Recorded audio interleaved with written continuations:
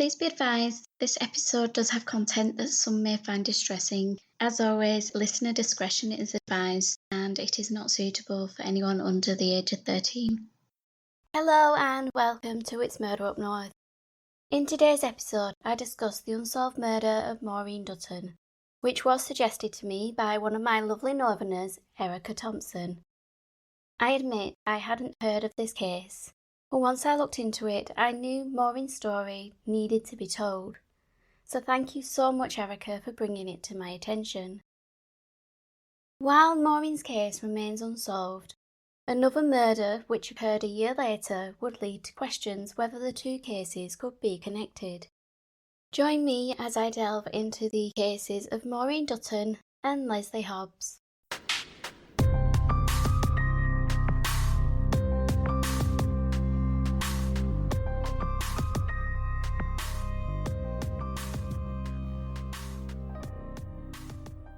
Located 4 miles east of Liverpool city centre sits the suburb of Knotty Ash, which at the turn of the 20th century was still a rural idyll, acting as a haven for the rich and powerful of the city of Liverpool. Set to the south of the small district stands Thingwall Hall, once known as Summerhill.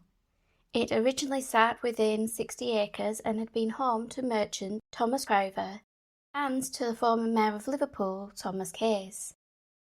The home then passed into the ownership of the Thompson family, who would sell it in 1903, with it being acquired by the Brothers of Charity, who converted it into a Roman Catholic poor law school, known as St Edward's Home, which would house upwards of 300 boys. Its time as an orphanage would come to an end in 1956, when it was put into use as a residential home for vulnerable adults. The northern perimeter of this once vast estate was marked by Thingwall Lane, which divided this home from one which stood on the opposite side of the thoroughfare, known as Thingwall House. Formerly known as Ashfield, the red brick Jacobean manor had served as a home for shipping magnate Henry Bright and his family, who in turn would gift the home to the city of Liverpool in 1921. This came with the caveat that it should be used to support the vulnerable members of the community, with it becoming a home for girls with mental health issues, and would operate until the 1980s. Thingwall House is still standing, being used as a nursing home. Its expansive grounds have disappeared, no longer located in a rural idyll, as new housing estates began to envelop the area as the city of Liverpool expanded through the 19th century. However, Thingwall Hall, the former home of the Bright family, fell into a derelict state, and in 2003 the building was damaged by fire, while the following year it was demolished after another arson attack, with its grounds being converted into a public space called Bright Park, in honour of its original owners.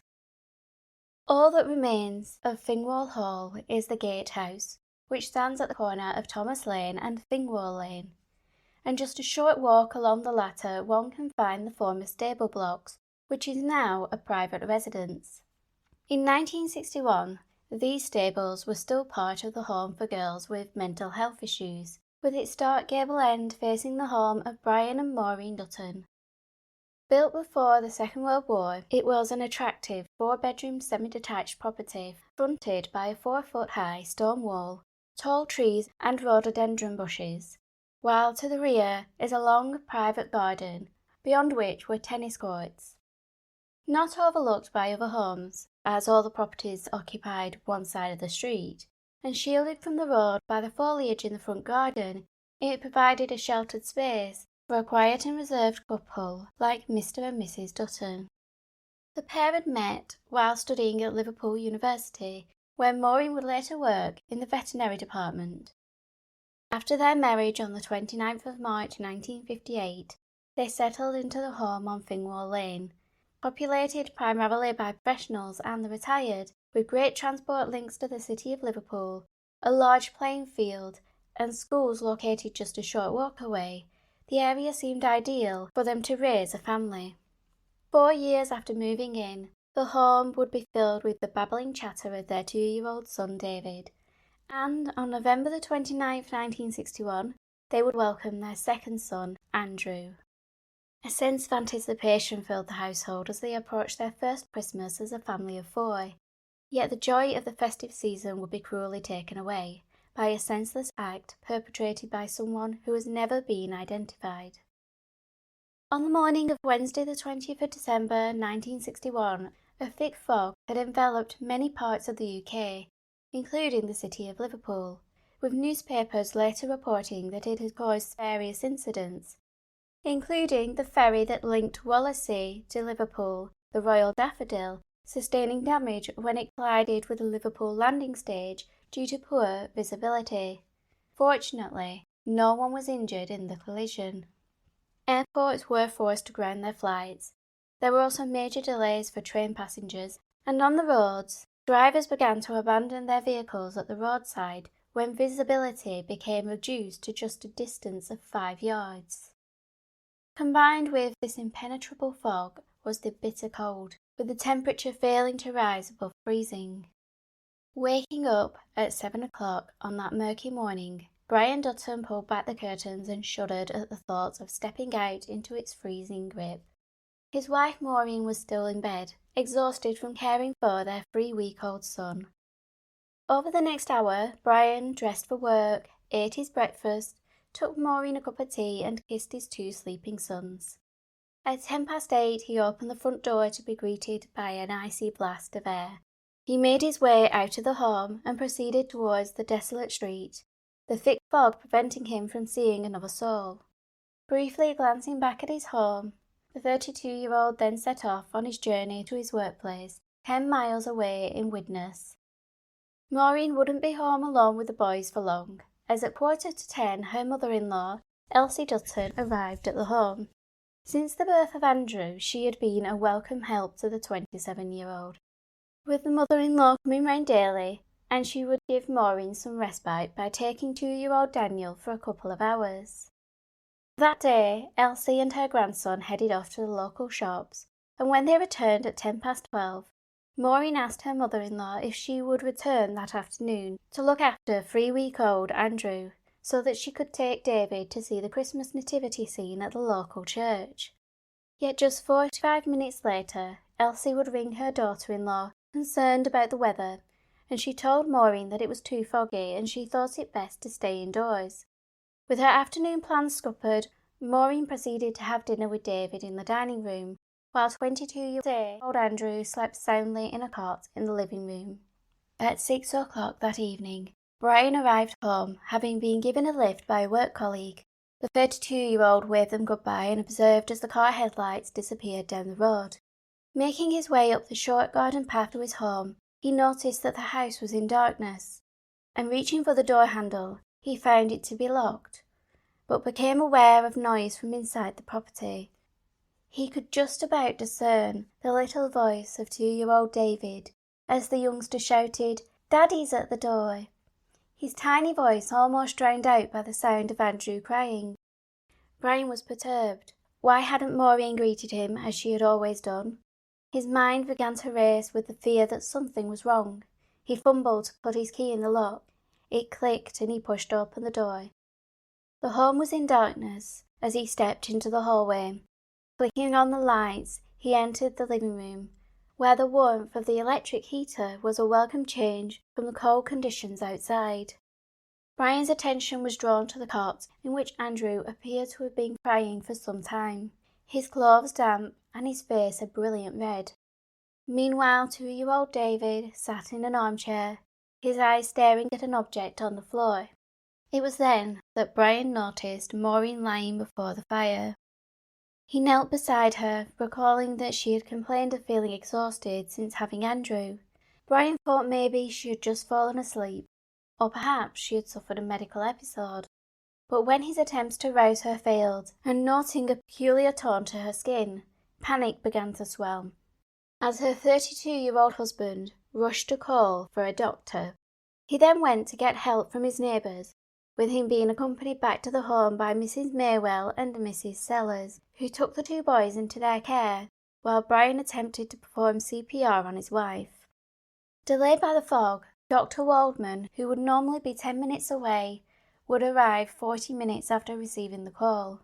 Upon seeing Maureen, he broke the news to her husband of 4 years that she was deceased.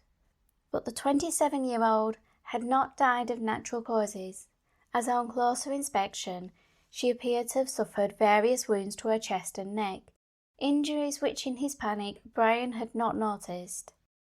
While waiting for the police, the distressed husband wandered his home in search of clues for what had happened. But there was no signs of a struggle, nothing had been ransacked, and in the dining room sat 2 plates with partially eaten meals, suggesting that something had distracted the diners. Upon the arrival of the police, 2-year-old David and 3-week-old Andrew would be placed into the care of a female officer, while their father was questioned. Meanwhile, their mother and wife were transported to the nearby hospital where a post-mortem would be carried out. Dr. Hill, who performed the procedure, discerned that the 27-year-old brunette had been stabbed 14 times with a blade that was roughly 3.5 inches long. He found no signs of sexual assault and concluded that Maureen had died from a stab wound to the chest which had punctured a main artery. The investigation was overseen by Chief Superintendent James Morris of Liverpool CID, who within 24 hours of the murder addressed the press, with him advising them of what they had ascertained so far. He stated that there appeared to be no signs of a robbery, nor, quote, sign of a forced entry, but the back kitchen door was normally left open.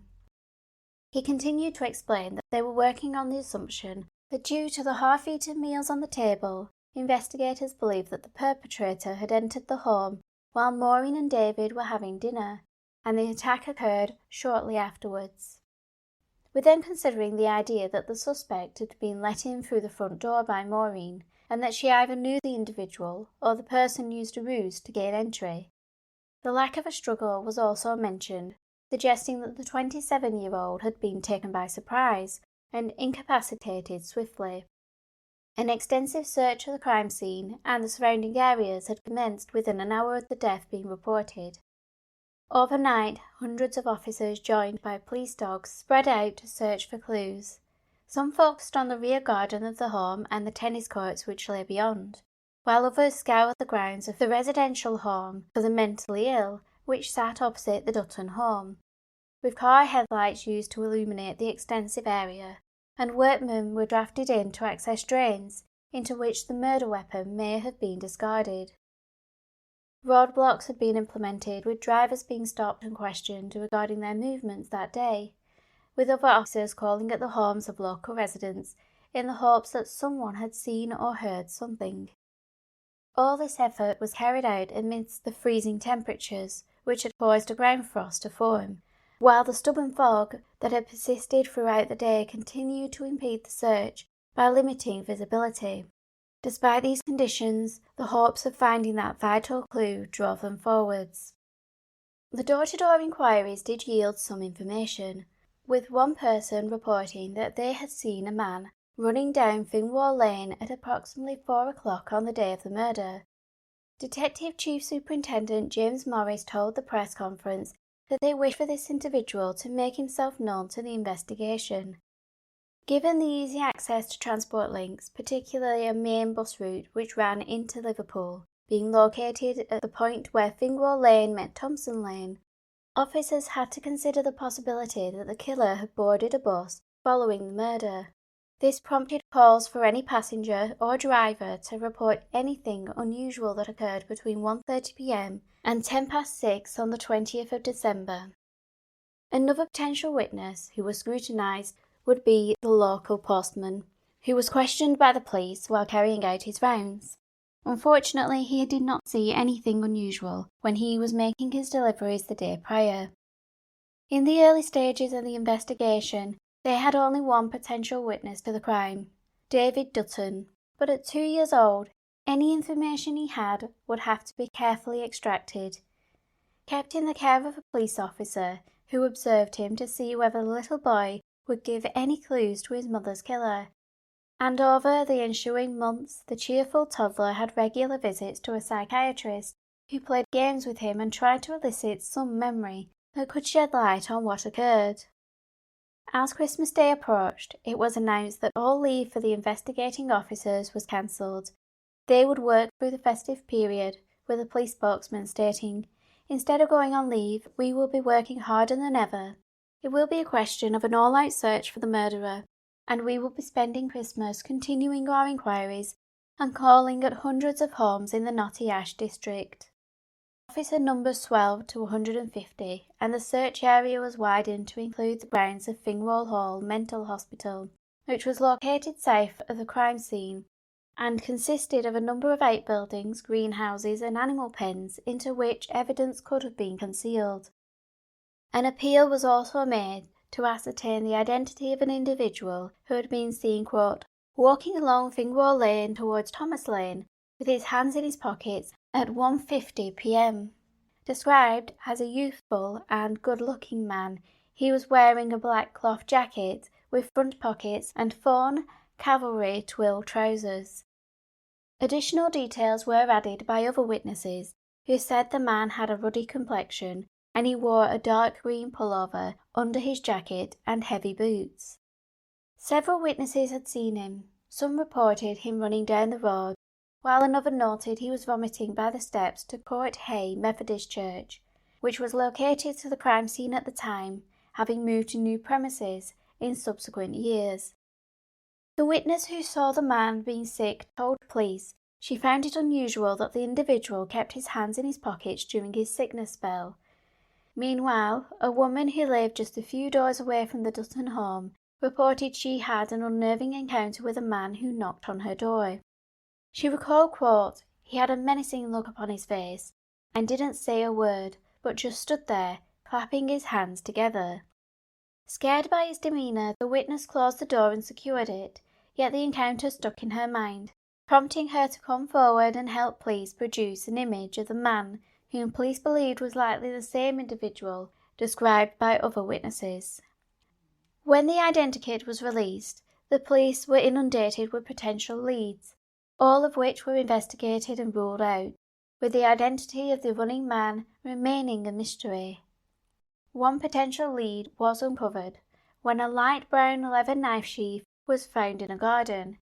It was estimated that it held a blade roughly 5.5 inches long and an inch wide, yet this clue would not lead to any further developments. The appeal for bus drivers and passengers to come forwards would garner some responses, with a promising lead coming from passengers who had taken a route heading towards Liverpool city centre on that Wednesday afternoon, during which they had encountered a woman who had exhibited unusual behaviour.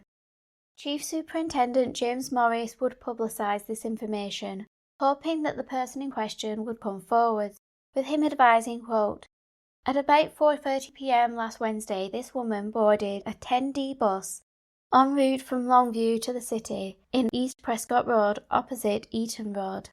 This was located 8 minutes walk away from the Dutton family home, and if the woman had come from near the crime scene, she would have had to travel northwest along Fingwall Lane until it came to an end at Thomas Lane, where she would have turned right and followed the road as it curved round to the left, passing the playing fields which sat on the left-hand side of the thoroughfare.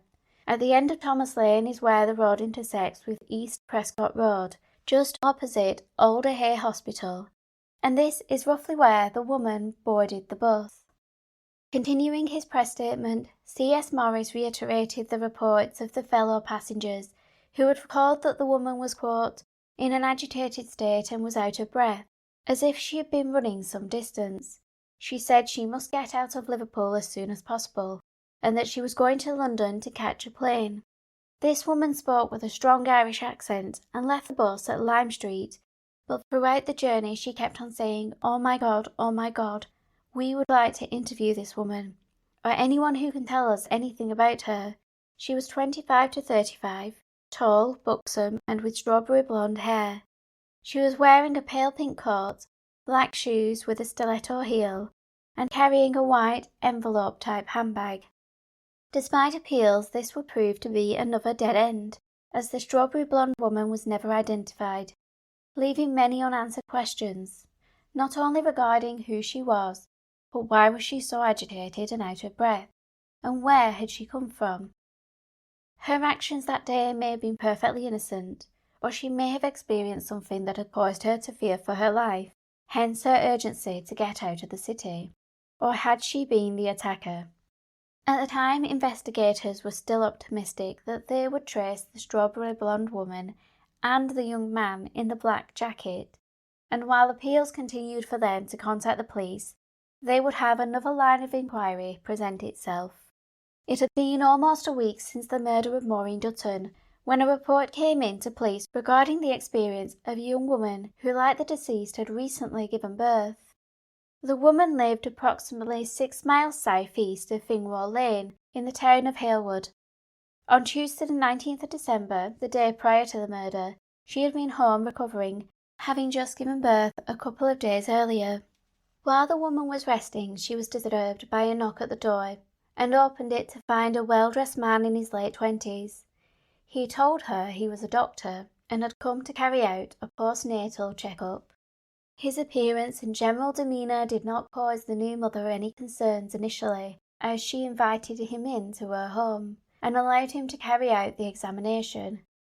But a gnawing feeling began to creep in that he was not what he claimed to be. After the so-called doctor had gone and the woman's husband returned home from work, she told him about her visitor, arousing her spouse's suspicions. He made inquiries and discovered that firstly there were no doctors by the name given by the man operating in the area, and secondly they don't just turn up out of the blue to carry out house calls. Reporting the assault on his wife to the police, the woman, shaken by the experience, provided a description of the man, saying he had dark, closely cropped curly hair, broad nose, and wearing horn-rimmed spectacles. He was wearing a dark grey overcoat. This incident led detectives to question whether the Faux Doctor had also targeted Maureen, using the fact she had recently given birth as a means to gain entry to her home, and while there, something had occurred to cause him to attack her. But how would he have known that these women had recently had a child? One possibility is that both couples had posted birth announcements in the local papers, and perhaps he had managed to track them down through these.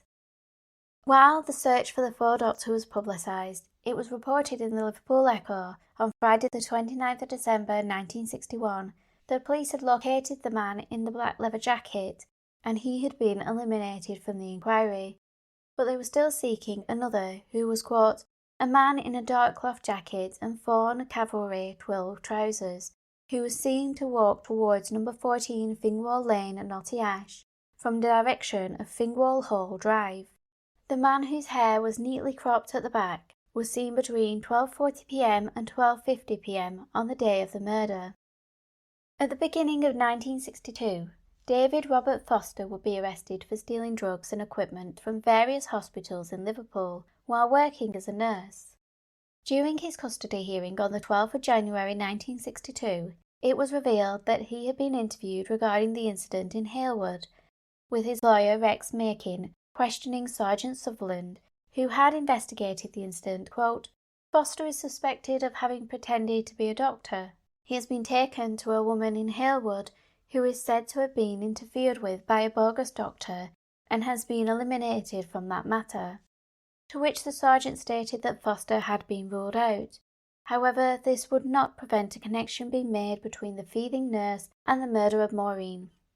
It was reported that on his left arm was a tattoo which he claimed was the symbol of, quote, the Polynesian god Tiki. I cannot confirm whether Foster was questioned with regards to the murder, but it seems a strange coincidence that roughly around the time of his arrest, a new theory would emerge in relation to Maureen's case, one which pondered the idea that it had been a ritualistic murder committed by a member of a Tiki cult. Tom Sleeman, an occult expert and author of the Haunted Liverpool series, stated that he had been in contact with Brian Dutton, who had claimed that the Tiki suggestion came from Deputy Chief Constable of Liverpool, Herbert Barmer, when he visited the crime scene. The officer apparently noticed a carved Tiki ornament on the mantelpiece. He picked it up and addressed reporters who had been invited into the home and said, quote, this is the line of inquiry. Brian went on to say that it was as though Barmer had made it up on the spot.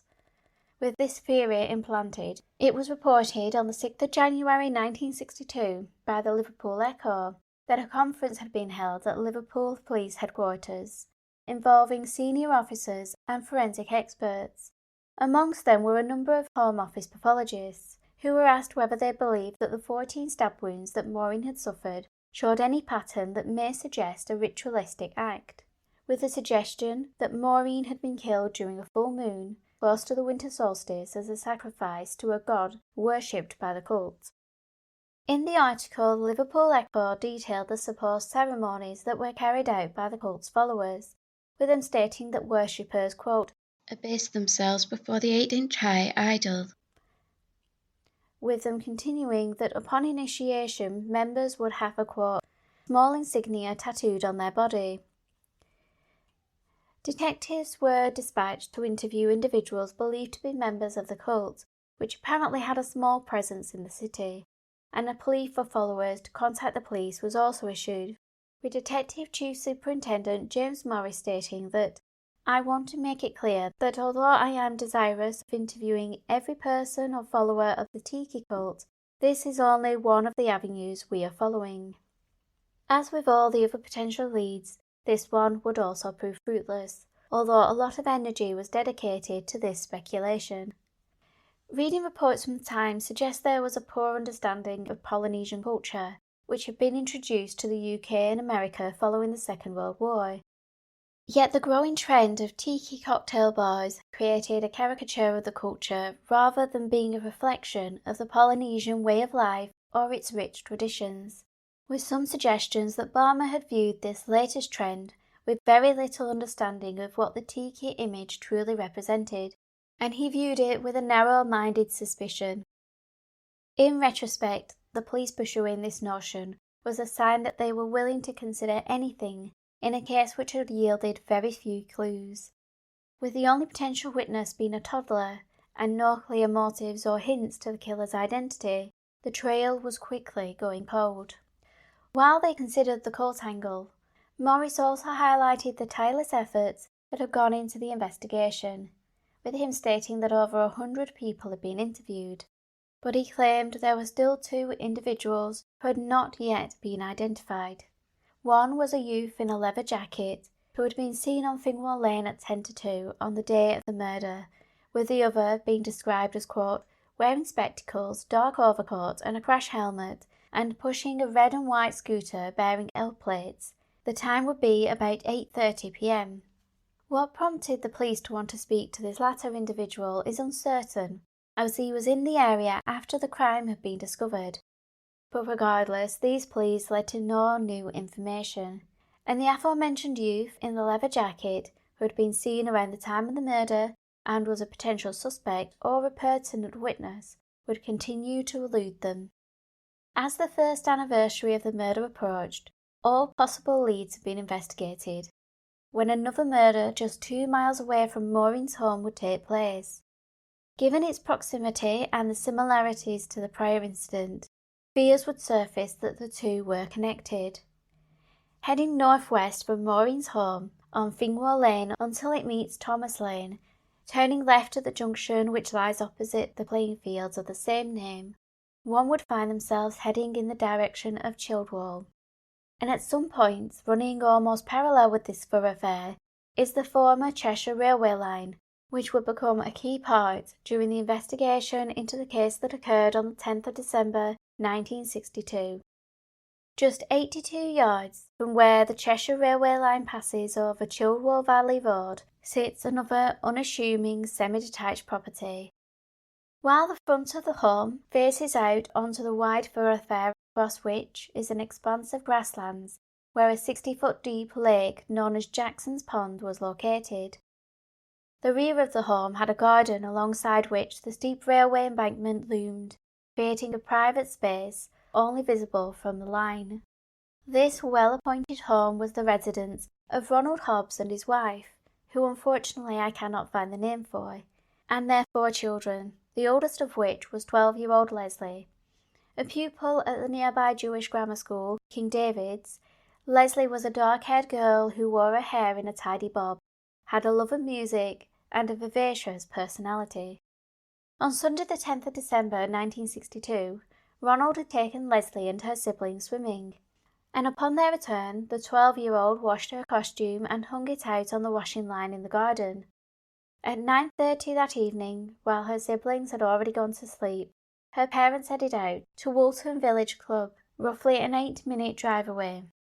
Prior to leaving, the cautious parents ensured the back door was bolted and that the self-locking front door was secured before getting into their car and reversing out of the driveway, disappearing from view. Mr. and Mrs. Hobbs returned at 11:30. Turning the key in the lock, they entered the home to hear the faint sound of a radio playing. Stepping into the hallway with the door to the dining room situated to the left-hand side, while the kitchenette and living room were located straight ahead.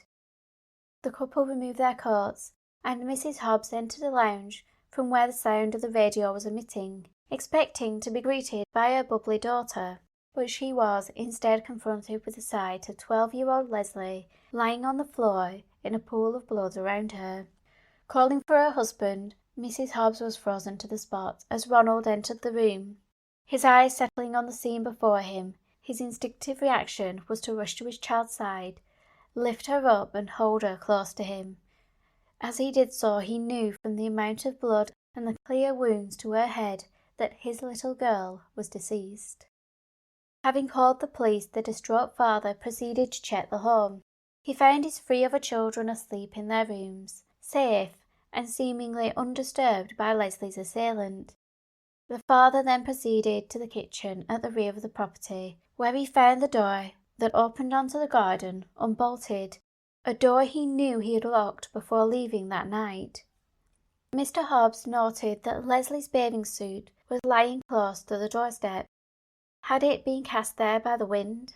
Had the killer used it to conceal his face? Or had Lesley gone out to retrieve it and was accosted as she returned to the house? These would be amongst many questions that would confront police as they began their investigation, with James Morris and Herbert Balmer, the same officers who had led Maureen Dutton's investigation, spearheading this one. The 2 investigators couldn't help but note the similarities between the cases. Not only had they both occurred at roughly the same time of year, but it was possible the victim had let their killer into the property. They had been killed in their living rooms, but apart from where the murders occurred, the rest of the home had been undisturbed, and there was no signs of sexual assault.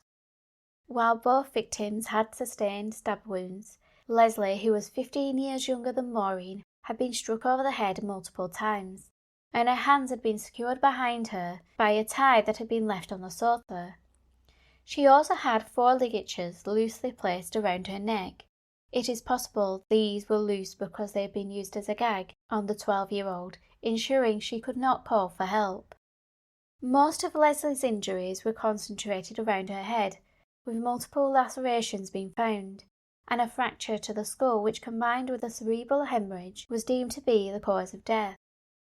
Unlike in Maureen's case, there was a shorter window of time between the murder and its discovery.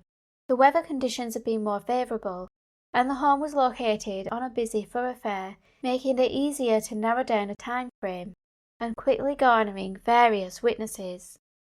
Less than 24 hours after the murder, over 500 police officers had been brought in to aid in the inquiry, and witnesses had already come forward with information regarding people in the area at the time. Detective Chief Superintendent James Morris appealed to the public for help in tracking down 3 individuals whose descriptions were published in the Liverpool Echo. The first was, quote, a man carrying a light brown case from which he was selling beads. Called at a house on Fingwell Road at 8:30 on Saturday night. He was said to be aged 30 to 40, 5 foot 8 inches tall, with black greasy hair, combed back, pale complexion, and needed a shave. He was wearing a black and white herringbone striped overcoat, white shirt and dark tie. Police worked on the theory that he may have returned to the area the next day, perhaps having identified the Hobbs home as a target. The next man was reported to have, quote, called at a house in Queen's Drive, Allerton, at 8 o'clock last night, asking for bread. He was tall, with a red nose and long unruly hair, and was wearing an old trilby hat and brown coat. Although this incident occurred nearly 2 miles away from the crime scene, investigators had to consider the possibility that this individual may have travelled to the Childwall area and used a similar ruse to gain entry to the Hobbs house. The newspaper went on to report that, quote, the third man, described as youngish, tall, well-built with fair hair, wearing a dark-coloured tunic-type jacket and a pair of dark, tight-fitting jeans, was seen to cross Chilwell Valley Road near to Chilwell Valley High School for Girls around 20 past 10 last night. This sighting was likely the most pertinent, as Chilwell Valley High School for Girls was located on the opposite side of the railway embankment to Lesley's home, and the timing fit with the approximate time it was believed the murder had occurred. Chief Superintendent Morris called the murder particularly brutal, with it being apparent that Lesley had fought against her attacker. James Morris would also state that whoever the perpetrator was, his clothing and footwear would be heavily bloodstained, and he called for anyone who had seen an individual with stained clothing or been asked to clean such garments to come forwards. One of the first people to be interviewed by detectives was the family's neighbour, whose house shared a partition wall. He recalled, quote, hearing noises at around 10:15 to 10:30 p.m, but as we were in bed, we did not pay any particular attention, because we thought it was just the children having fun. Knowing that all the children except Lesley had been asleep, and her parents had left the house at this point, it was concluded that the noises heard by the neighbour were likely the attack being carried out. This information also helped place the time of the murder to a 15-minute window. One line of inquiry that officers pursued revolved around reports that in the weeks leading up to the attack, there had been numerous reports of a prowler in the area, with one such incident occurring on the 25th of November, roughly half a mile away from the Hobbs home, on nearby Babacoon Road. The witness told the police and the local paper that her 16-year-old daughter had been home alone, when at around 8 p.m, someone tried the front door handle, leaving the 16-year-old scared out of her wits. As residents were questioned, their gardens were searched, and their rubbish was collected by refuge workers, the contents taken to a separate location to be combed through at a later date if needed. While the Hobbs family were taken in by a relative who lived nearby, their home was examined thoroughly, with fingerprint dust on every surface. Various fabrics from carpets to sofa cushions were removed, along with anything that may have been used in the attack, including a bent fire poker and a blood-stained ash stand. Each item was carefully bagged and logged before being taken to the forensic laboratory in Preston. As previously stated, the railway line, which ran to the rear of the home, would prove to be a source of interest for detectives. Its elevated position provided a vantage point from which someone could have watched the house. It offered the perpetrator seclusion, being away from roads and prying eyes, while also provided a swift escape route, with the track heading north towards Knotty Ash and Maureen Dutton's home, or south towards Halewood, where the woman had been assaulted by the fraudulent doctor. Whichever direction the suspect chose, it would have led them to various housing estates, and there was a chance it was on one of these that he resided. Given the significance of the railway line, Chief Superintendent James Morris would state that they were, quote, anxious to hear from any person who saw or knows of anyone who passed along or left the railway embankment between 8 p.m. and midnight. The railway line would be searched extensively, as were the playing fields of the high school located on the opposite side of the embankment from the Hobbs home, with police dogs used to pick up the scent of any possible clues. Throughout the extensive investigation, the Liverpool Echo reporters were remaining close to the scene, awaiting for any new developments, and as they waited, the journalists would conduct interviews with locals to garner reactions and gather information about the Hobbs family. One man that they spoke to was 63-year-old Albert Rogers, who had visited the family home to offer support and condolences. During his brief comment to the press, he disclosed that, quote, I have been a friend of Mr. and Mrs. Hobbs and the children for more than 5 years, and until about 3 months ago I was the family babysitter. I always looked after the children if Mr. and Mrs. Hobbs wanted to go out at night, and on these occasions Lesley was always a charming companion fond of music and full of life. While local residents reeled from the news of the murder, police had begun to direct their efforts towards the idea that the murder had been committed by more than one person. And given the inquiries they had started to make less than 48 hours after the murder, it appeared they had an inkling that the suspect, or suspects, were perhaps teenagers. This would be made clear by Chief Superintendent Morris, who advised that concentrated inquiries are being made at coffee bars, youth clubs and other places where young people congregate. What had led police to this conclusion? Some speculated that the killer may have been a boyfriend or school acquaintance of Lesley's, which is why the 12-year-old had no concerns opening the door to her soon-to-be attacker. By Wednesday the 12th of December, detectives conducted a reconstruction of the crime and enacted what they believed was the killer's most likely escape route, as police dogs had picked up a scent shortly after Lesley's body had been discovered. During the recreation, an officer crawled through the gap in the 4-foot-high fence where some boards had recently been dislodged, beyond which was an overgrown neighbouring garden which belonged to a vacant property. From here, the trail led up towards the top of the railway embankment. The dogs had indicated that the scent led across the tracks and down onto the playing fields of the high school, where the animals had been split, with one dog pursuing one trail while another heading in a different direction, adding to the theory that there had possibly been two attackers. One had wielded the knife, while the other had used a heavy object to inflict the head injuries. These details had naturally focused attention on the area where the dogs had identified scents, and any individuals who had been sighted in that vicinity were of specific significance to the investigation. As such, the descriptions of some people of interest were issued, with the police stating they wished to speak to a middle-aged, stoutly built man who had been observed at roughly 11 getting into a Triumph Herald, while another driver, this time in a dark blue Ford Anglia, was sought after this car was seen leaving the area at roughly 11:15. Third individual of interest, who had been close to the Hobbs home at about 10:25, was a man of medium build and height, wearing a white shorty mackintosh. He had been witnessed running across Childwall Valley Road, coming from the direction of the high school playing fields and heading towards Hartsburn Avenue and the Valley Housing Estate, while another man was seen with fair hair wearing a donkey-type jacket, which is a type of coat sometimes made of wool, which has leather patches on the shoulders and back. He was also wearing tight dark jeans and had been observed running near the Coronation Pub, located 1,000 feet from the crime scene. This individual was heading in the same direction as the man wearing the white mackintosh, with police pondering whether this was the same individual or had he been an accomplice.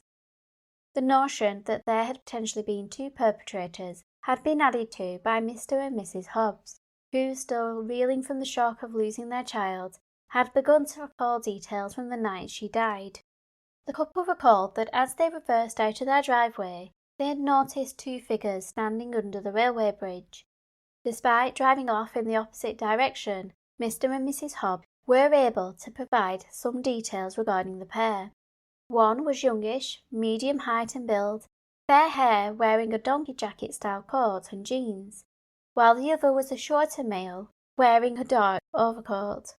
The descriptions matched with other eyewitness statements, and given the pair's proximity to the house, detectives considered the possibility that Mr. and Mrs. Hobbs may have caught sight of their daughter's killers waiting to strike.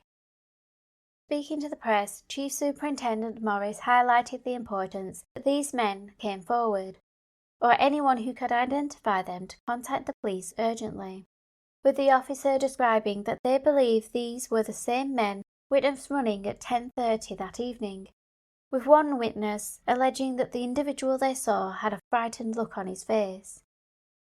Regarding these individuals, Chief Superintendent Morris went on to state, these two men did not appear to be together when they were seen at 10:30 p.m, and it is possible that if they were friends and do know something about the murder that they split up. We are convinced from the information we have that the two men were waiting for an opportunity to enter the house. We feel that these two men are still living in the Childwall Valley district. On Friday the 14th of December, the mood in Liverpool would change, with crowds gathering to welcome Queen Elizabeth II to the city, where she would be opening the new Canada Langton dockyard entrance. All week, Lesley's death had been on the front pages, yet the Queen's visit would replace it. Despite the jubilant scenes at the city docks, a more sombre ceremony would be taking place at 3 p.m. that day, when Lesley Hobbs was laid to rest at Childwall Parish Church, in a private ceremony attended by family, friends, and fellow classmates. Just a week after her death, the Liverpool Echo would pledge a £1,000 reward for information regarding the murder. They would also report that the two individuals seen loitering under the railway bridge when Mr. and Mrs. Hobbs had left the home were possibly carol singers, with it being alleged that two individuals matching their descriptions had called at numerous homes in the area, and their route had been traced along the road to a point near Lesley's home.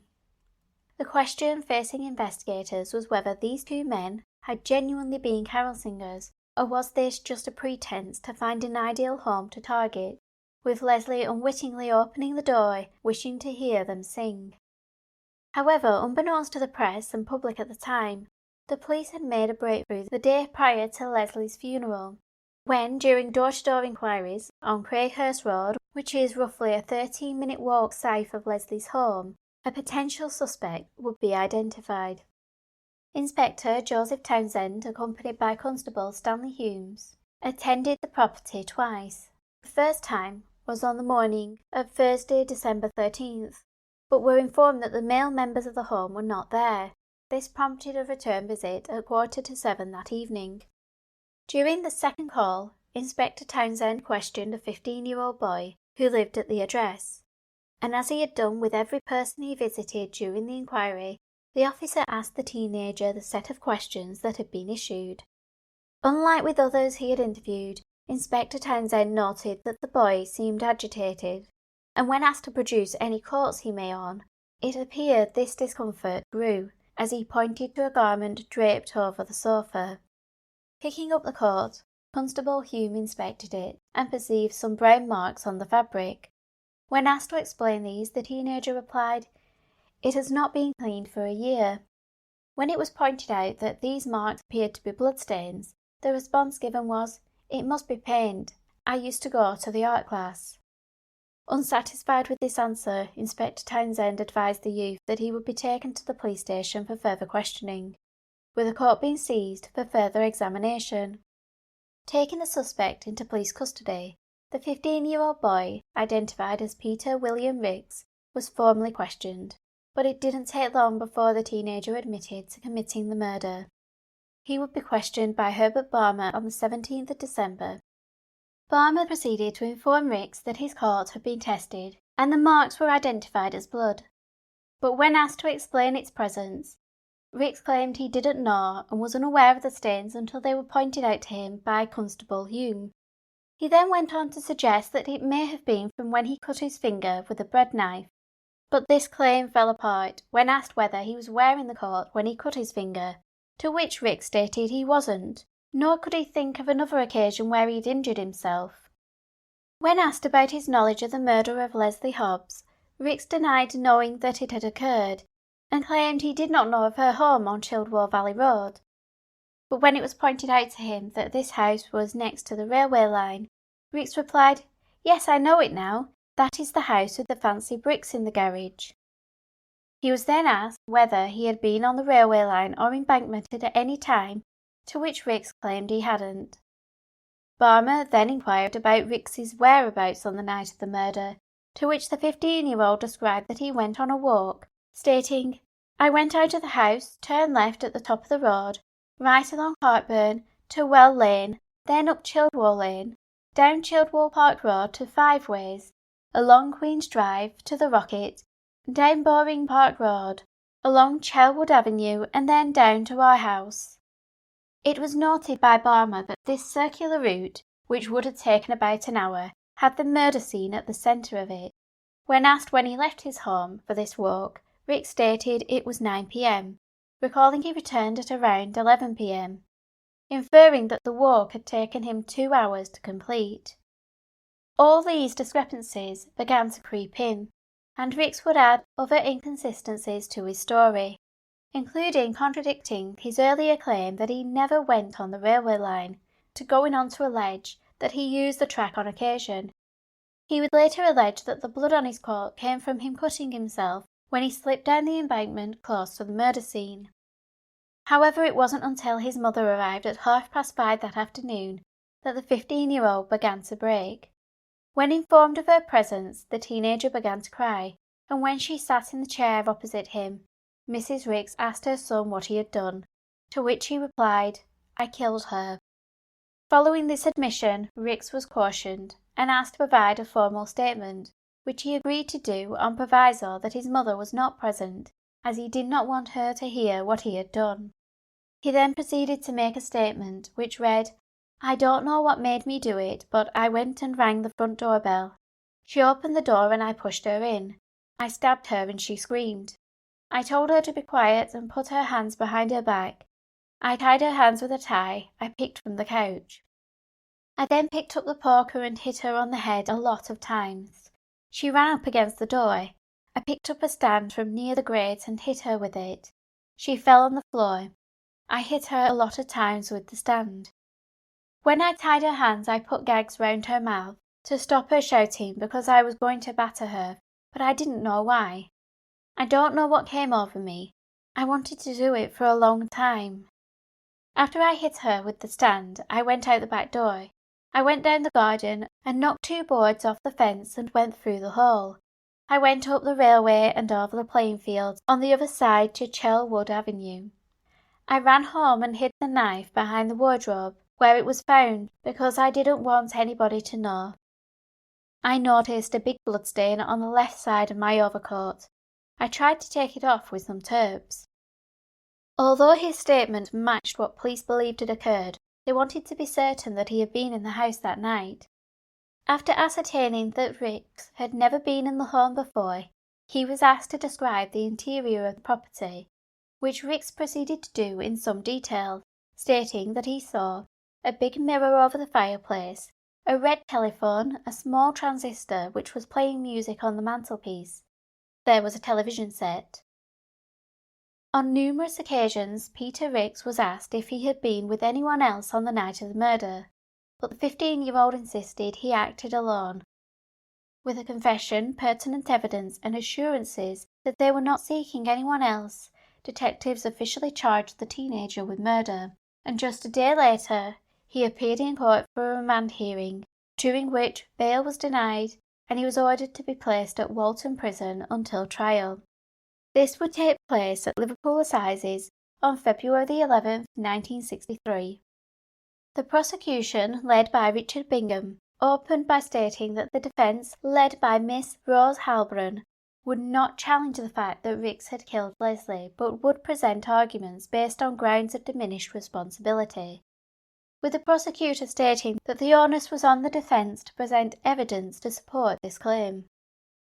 He proceeded to point out the senseless nature of the crime, which had no clear motive, with no signs of robbery or sexual assault, and that by the defendant's own admission the house had been chosen at random, with it being suggested that Rix had observed the parents leaving the home. Mr. Bingham proceeded to describe the attack, which started immediately after Lesley had opened the door, with the prosecutor stating that the assailant stabbed her twice, injuring but not fatally wounding the 12-year-old, who was then able to flee from her attacker, who pursued her, cornering the frightened girl in the living room at the rear of the home, at which point the defendant carried out the brutal act. He also revealed that Peter Rix had been questioned within a day of the murder, but his original answers did not cause concern. It was only when new information came to light regarding the age of the individual and descriptions of potential suspects that police decided to revisit these inquiries. On the 13th of December, with Rix bearing a resemblance to the person of interest, his answers arousing suspicion, and the 15-year-old possessing a stained coat that also matched what eyewitnesses claimed the individual had been wearing, the police would deem it fit to scrutinise him further. The court would hear that Rix confessed to the crime, and that various pieces of evidence accumulated during the investigation confirmed his statement to police. This included the poker and ashtray, which Ricks claimed he used in the attack, along with the bloodstained coat. All three of these items were claimed to have blood on them, consistent with Lesley's type. When the defence presented their case, they concurred that they would not contest the prosecution's statement that Ricks had committed the crime, and that the evidence and the defendant's confession supported this assertion. Yet the defence would argue that their client was acting under an abnormality of the mind. Miss Halburn continued to instruct that should the jury find the defendant acted while impaired, then they should consider a charge of manslaughter, not murder. The main focus of the defence's stance would be on Ricks's state of mind, with them calling on the testimony of Dr. Benedict Finkelman, the superintendent of Rainhill Mental Hospital, who had performed psychiatric evaluations on Ricks prior to the trial. These took place on the 22nd and 30th of January. Dr. Finkelman would also speak to the teenager's parents and reviewed his medical records. It was revealed that Peter Ricks had been assessed at a child guidance clinic before the murder, which found that he lacked emotion and seemed apathetic, which Dr. Finkelman claimed could be a sign of a fledgling personality disorder. During the doctor's questioning, it was disclosed that Ricks had the intellect to pass the 11+ exam, which allowed him to attend an all-boys grammar school. But 2 years after starting at the school, he would be expelled for truancy, with it being alleged that he had stopped attending because he wasn't up to the standard the school required of its pupils, although this occurred around the time his personality made a marked change. Following his expulsion, Ricks was placed in a mixed-gender high school, and this may have added to his deep-rooted dislike of girls. During their sessions, Peter Ricks would tell Dr. Finkelman that in March the previous year he had dreamt about beating up a girl, and rather than being repulsed, he described the dream as a pleasant one, which instigated his fantasies about hurting and killing girls. The doctor would inform the court that although these fantasies were disturbing, Ricks didn't garner any sexual pleasure from them. He also reported that the defendant had alleged that he would have homicidal urges when he read a risque novel or saw sexual scenes in a film, with his fantasies tending to favour young and pretty girls. During their sessions, Ricks had spoken of times he had been out walking alone and had experienced the intrusive thought, with him confessing in an unemotional manner that on one occasion he had almost been completely overcome by the urge when he observed a girl going into a home, and had instinctively wished to follow her, admitting that when he resisted this urge he became annoyed with himself for failing to go through with it. Given his lack of emotion recalling this incident, Rose Helbrun asked Dr. Finkelman how Peter Ricks had responded when talking about the murder of Lesley, with the psychiatrist responding that he had been emotionless, although he did later state that during their second session, Ricks had felt rather upset. As the defence approached the end of Dr. Finkelman's testimony, he gave his opinion regarding the defendant's state of mind, with him asserting that Ricks had a psychopathic disorder, which the doctor believed would have impaired the teenager's mental responsibility. With the prosecution opting to not cross-examine Dr. Finkelman, the next witness for the defence was called, in the form of Dr. William Stephen, the medical officer at Walton Prison, who had observed Ricks since he was placed into the jail on the 18th of December. His testimony would delve deeper into Ricks's childhood, with it being disclosed that when the defendant was only 3 years old he was sent to a child specialist due to an excessive temper and disproportionate jealousy aimed at his sister, with Ricks being under the impression that she was receiving all the attention. While most children grow out of this, some may perceive this early negativity towards his sister as the first signs of his later animosity towards females. By 12 years old, Ricks had grown apathetic. Losing interest in school, he began to miss classes, starting to prefer his own company and having a sullen disposition, while also being prone to destructive tendencies. It was around this time he began stealing from his home, and even when caught, he would deny being responsible. When he was assessed by a child psychiatrist regarding his behaviour, his excessive apathy was described as abnormal. According to Dr. Stevens, this emotionless state persisted while Rix was at Walton Prison, with the teenager seeming indifferent to his actions or his circumstances. Adding to Dr. Finkelman's testimony, the Walton medical officer referred to Rix's desire to kill, with him stating that the defendant had told him that his target age range was between 14 to 25. Dr. Stevens stated, quote, "He cannot explain why this should be, beyond saying, they just get on my nerves, I don't like them at all." The Walton doctor would also concur with Dr. Finkelman's opinion that Rix suffered from a disorder of the mind. With the witnesses' testimony heard and over 79 exhibits presented to the court, the jury were sent out to deliberate, with them having to consider whether Rix was guilty, and the charge was murder, or whether he had a defect of the mind which had reduced his responsibility, meaning the death was manslaughter. The jury would be gone for just 10 minutes before they returned to find Peter Rix guilty of manslaughter on the grounds of diminished responsibility. Due to this verdict, he would serve his sentence at Broadmoor Hospital. When and if he was subsequently released is unknown.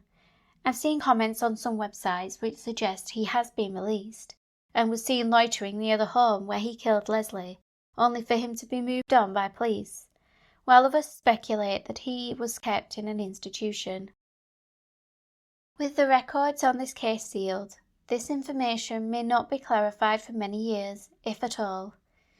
But given the similarities the police found between the murder of Lesley and that of Maureen Dutton, it's not surprising that there have been suggestions that Peter Rix, who would have been 14 at the time, may have taken the life of the 27-year-old mother of two.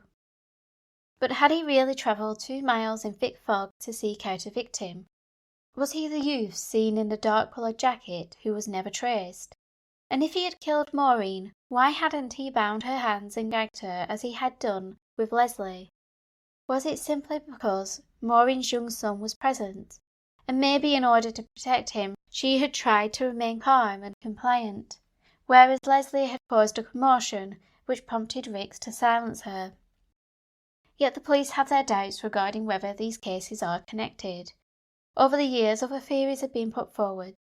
One suggestion was made to local author Jake Keane, who was approached by 2 separate individuals claiming that Maureen was having an affair, while one of the sources claimed her lover was the window cleaner, and the other alleged it was a butcher.